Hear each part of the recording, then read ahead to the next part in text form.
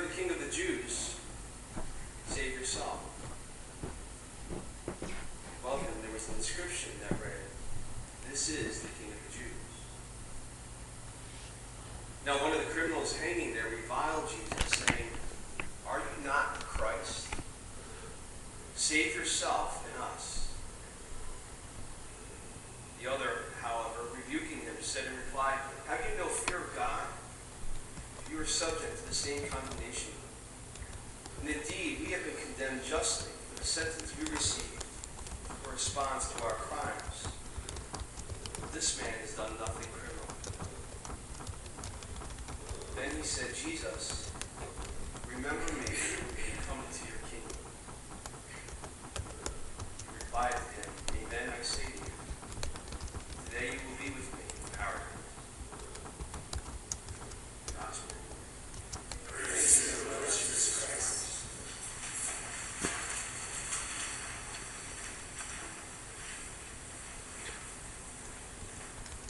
This gospel has unsettled me all week, which is a good thing. It should be unsettled every time we hear Jesus' crucifixion.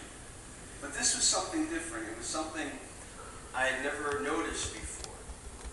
Every time I prayed or reflected on the gospel, I kept coming back to those three quotes that Jesus hears as he's on the cross. Let him save himself. If you're the king of the Jews, save yourself. Are you not the Christ? Save yourself.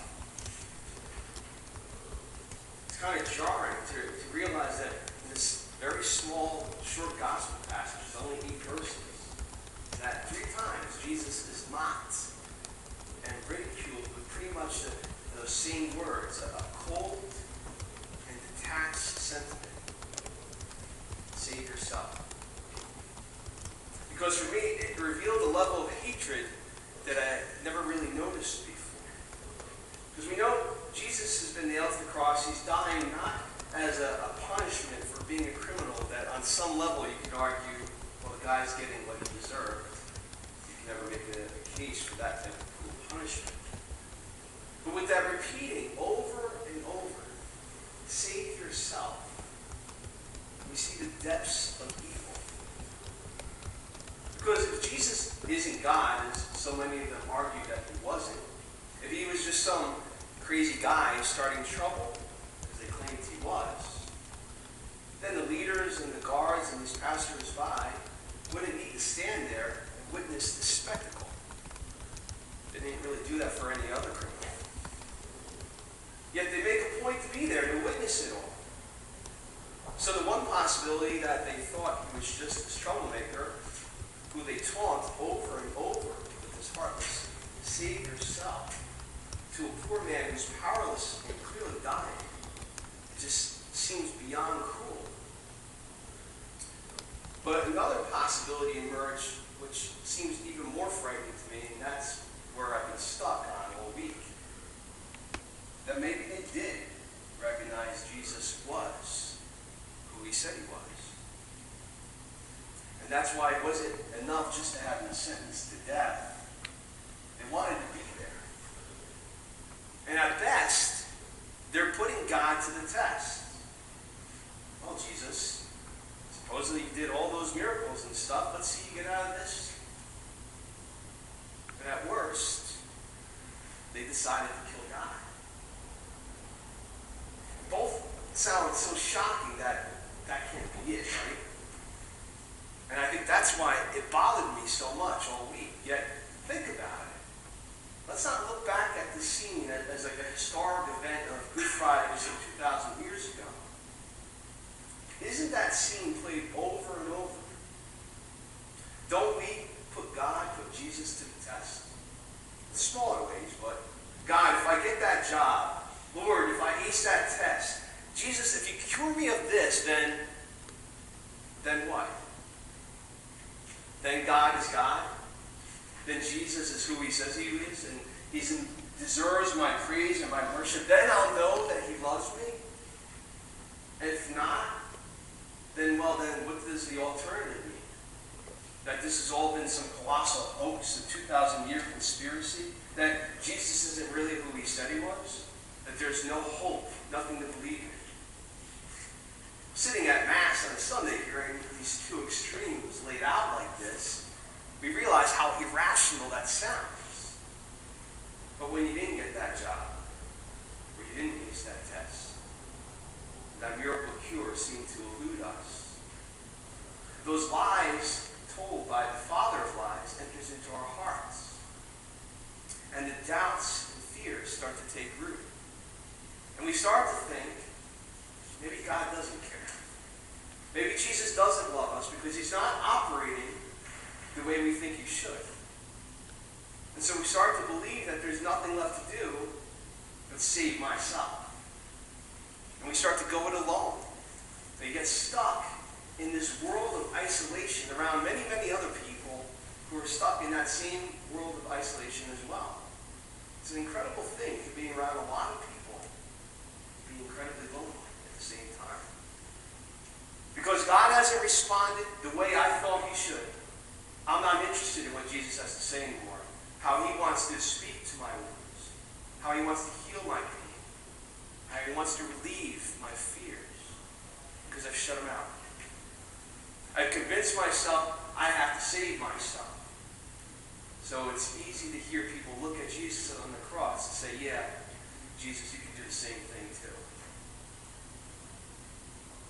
Because sin still enters into the world and takes a good thing and twists them. That's what sin does all the time. It takes something beautiful and good and twists it to make it something else. It's interesting on another level, the other possibility that continues to get played out, that there's still some who desire to kill God and replace him with a new one that's more fashionable, more popular. It's the height of ego. We'd rather choose something we created than something else. So you have scientists who propose tons of theories, good theories, important theories, interesting theories. Big Bang, evolution, global warming. You have philosophers and politicians who propose various ways for societies to live and to operate. Now, you can call them the isms: communism, socialism, capitalism. And all of these things are kind of good or interesting on their own. They're blessings from a God who gave us curious and creative minds to try to unlock the secrets of creation, or to find out how we can reflect the community, the just society that he wants us to experience, where everybody's treated as made in his own divine image. But there are some who use science as a way to proclaim there is no God. There are some who take those isms and make the rulers or the governments or money itself and propose that to people that those are the only things that matter. Those are the only things we truly need. They make ideologies or theories out to be gods themselves. So again, the father of lies is good at convincing us that we've got it all figured out. We got it taken care of. We can even create human life and destroy it. We can take care of our temporal needs. At least with the first lie, that because God didn't answer my prayers the way I wanted them, that then he doesn't love me, we can say that people, well, they're upset over some pain or some hurt or some disappointment in their life. But this lie is even worse because it's so arrogant. We are the masters of our own destinies. We've convinced ourselves we can simply save ourselves. And in that realm, people kind of look at Jesus on the cross and they want him dead. They want God gone because they see him as a threat to even more scientific advances, or even greater power, even more control over each other. We decide we can save ourselves, so good luck, Jesus, in doing the same. But our King calls humanity to his throne. The wooden, blood-soaked cross of his. And the reality is that he could save himself. He could end the insults, he could take out his enemies, and quickly get things under control once and for all. Make us subject to him, demanding our loyal obedience. But he doesn't. He listens to the taunts being uttered at him, questioning his motives, doubting he is who he says he is, as humanity sits as judge, jury, and executioner. And instead of dealing with us on our own terms, he submits to the torturous death.